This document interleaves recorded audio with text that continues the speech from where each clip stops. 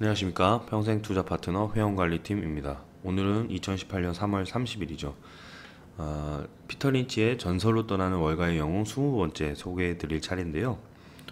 이번 시간에는 지난 시간에 스토리 파악, 기업의 스토리 파악을 했었고, 그 다음에 피터 린치의 성공 사례 그리고 실패 사례를 통해서 스토리 파악에 대한 부분을 끝맺음 지려고 합니다. 이 실제 사례를 통해서 배울 수 있는 점이 많겠죠. 네, 그래서 책에 있는 내용 그대로 소개해 드릴까 합니다. 한때 나는 모텔 업종인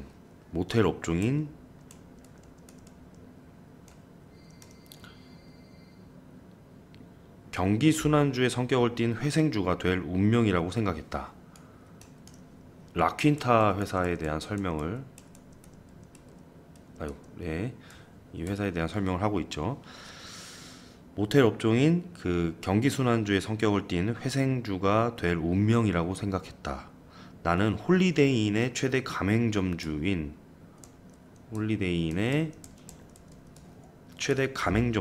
유나이티드 인스에 이미 투자한 상태였고, 다른 기회도 또 있는지 관심을 기울이고 있었다. 유나이티드 인스의 부사장과 전화 인터뷰를 하는 중에 나는 홀리데이인의 경쟁자 가운데 가장 성공적인 회사가 어디냐고 물었다. 경쟁자를 물었던 것이죠. 내가 유망한 신규 종목을 발굴할 때 즐겨 사용하는 방법은 경쟁자에게 묻는 것이다. 높은 양반들은 대개 특별한 이유도 없이 경쟁사에 대해 부정적으로 말한다. 그런데 한 회사의 임원이 다른 경쟁 기업의 깊은 인상을 받았다고 인정한다면 그 경쟁 기업은 사업을 제대로 하고 있다고 믿어도 좋다. 경쟁자가 배 아파하며 칭찬하는 회사인 만큼 장래가 밝은 회사는 없기 때문이다. 라퀸타 모터인스, 홀리데이인의 임원이 라퀸타라는 회사를 이야기했었죠. 이 회사는 정말 영업을 잘합니다. 이 회사 때문에 휴스턴과 댈러스의 우리 체인이 망해가고 있어요. 유나이티드 인스 부사장이 힘주어 말했다. 이 부사장의 목소리에서 나는 그가 얼마나 라퀸타에게 강한 인상을 받았는지 짐작할 수 있었다. 나 역시 강한 인상을 받았다. 내가 라퀸타라는 이름을 들은 것은 이때가 처음이었다.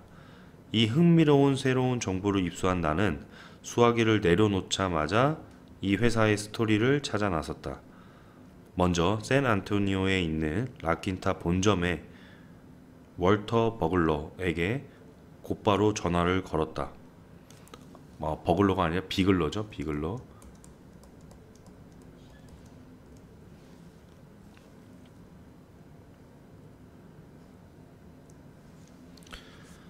비글러는 이틀 후에 하버드에서 열리는 기업인 회의에 참석하기 위해서 보스턴에 올 예정이라며 그때 직접 스토리를 설명해 주겠다고 했다.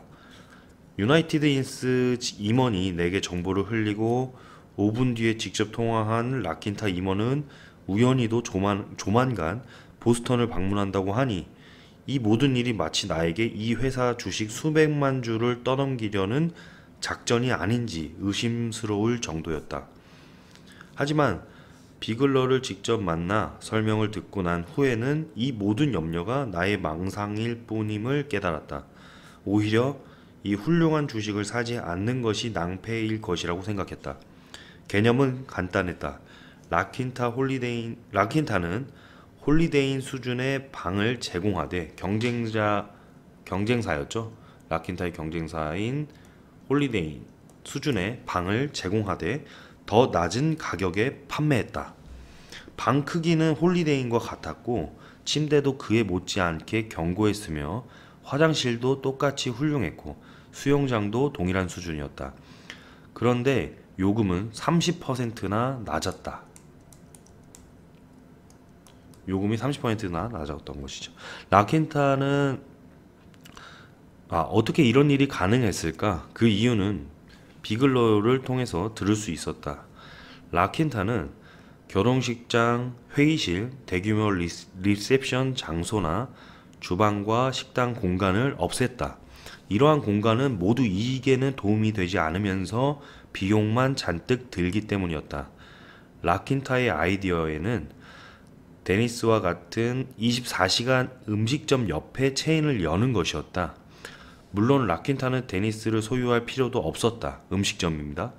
음식 걱정은 다른 사람의 몫이었다. 어차피 홀리데이인도 요리로 명성을 얻은 체인이 아니므로 이 회사와 경쟁하는 데 있어서 라킨타가 특수한 장점을 포기한 것은 아니었다. 이러한 방법으로 라킨타는 막대한 자본의 투자를 피하면서 영업상 골칫거리를 비켜나갈 수 있었다. 대부분 호텔과 모텔에서 손실이 발생하는 곳은 식음료 파트다. 고객의 불만이 95%도 바로 식당에서 발생한다. 나는 투자에 대해 대화를 나눌 때 뭔가 새로운 것을 배우려고 노력한다. 비글러를 통해 호텔과 모텔의 고객들이 치르는 하룻밤 숙박비는 객실 가치의 1000분의 1에 해당되는 것을 알게 되었다. 모텔이나 호텔에서 숙박객들이 하루에 지불하는 금액은 객실 가치의 1000분의 1에 해당되는 것을 알게 되었다.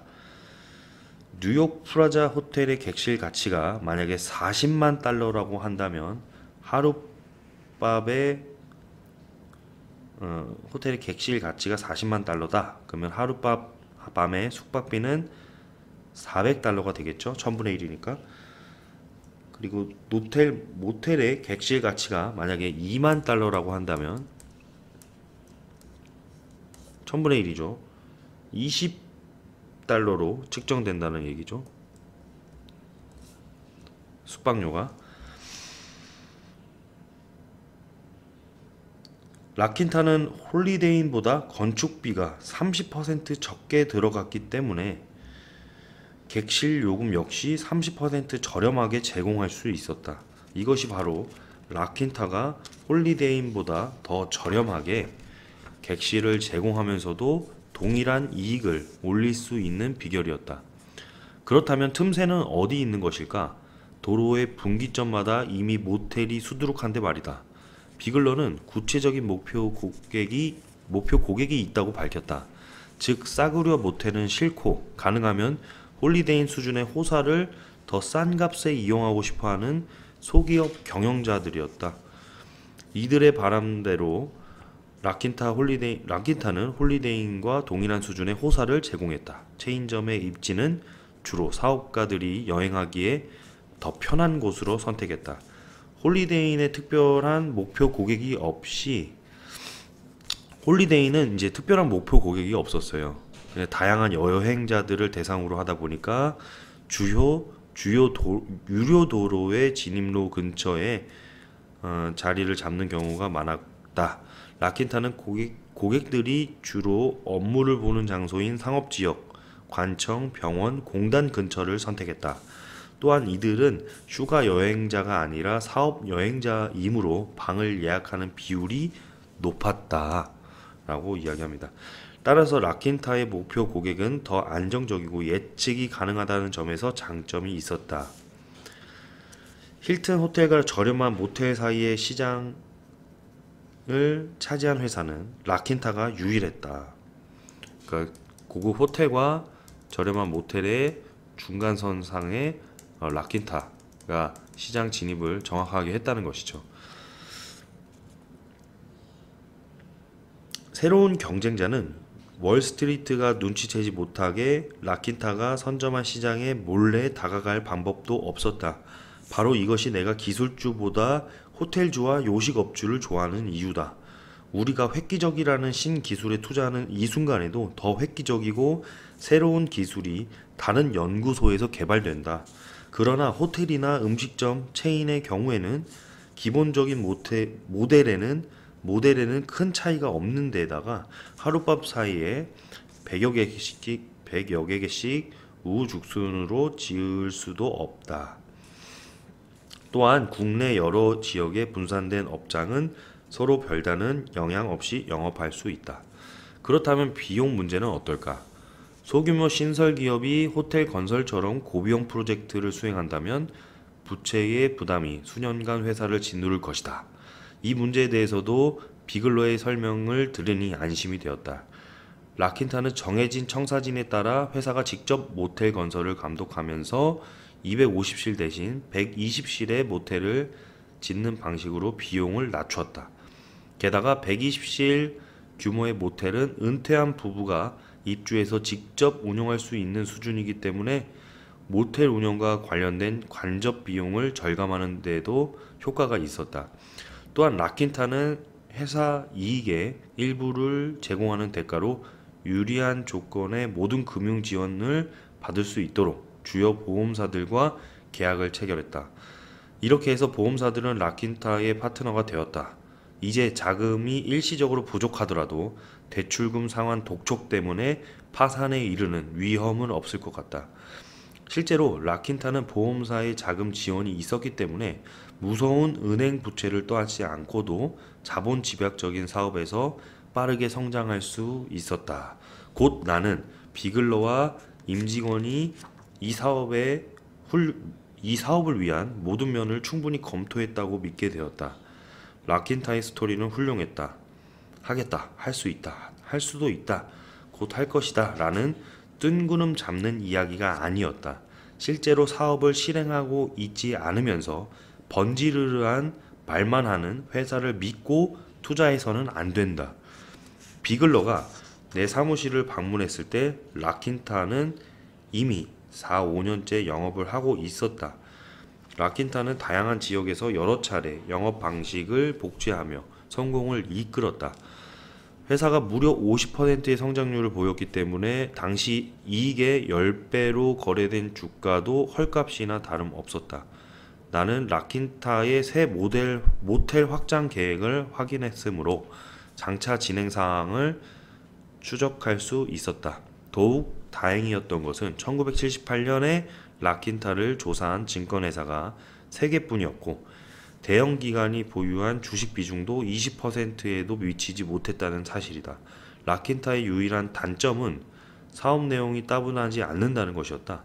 나는 출장을 가게 되었을 때 라킨타 모텔 3곳에서 숙박하며 비글러와 대화한 내용을 확인했다. 침대 위로 뛰어 올라보기도 했고 가장 얕은 수영장 바닥에 발가락을 꼼지락 버리기도 해보았다. 객실 커튼을 당겨보기도 했고 수건을 짜보기도 했다. 결과는 모두 만족스러웠다. 나는 품질에 있어서는 라킨타는 홀리데이인과 동급이라는 결론을 지었다. 라킨타의 스토리를 아주 자세하게 점검하면서도 하마터면 주식 매수를 포기할 뻔했다. 주가가 전년도에 비해 2배로 뛴 상황이었지만 그것은 문제가 아니었다. 주가 수익 비율과 PER이죠.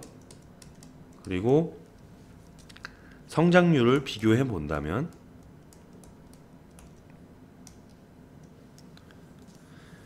당시 주가는 여전히 헐값이었기 때문이다. 그보다 내가 매수를 고민했던 이유는 한 주요 내부자가 이 회사의 주식을 시세의 절반값에 매도했다는 정보를 들었기 때문이다. 나중에 확인한 바에 따르면 이 내부자는 라킨타 창업자 가족이었고 포트폴리오를 분산 투자하고 싶어서 매도했던 것이라고 한다.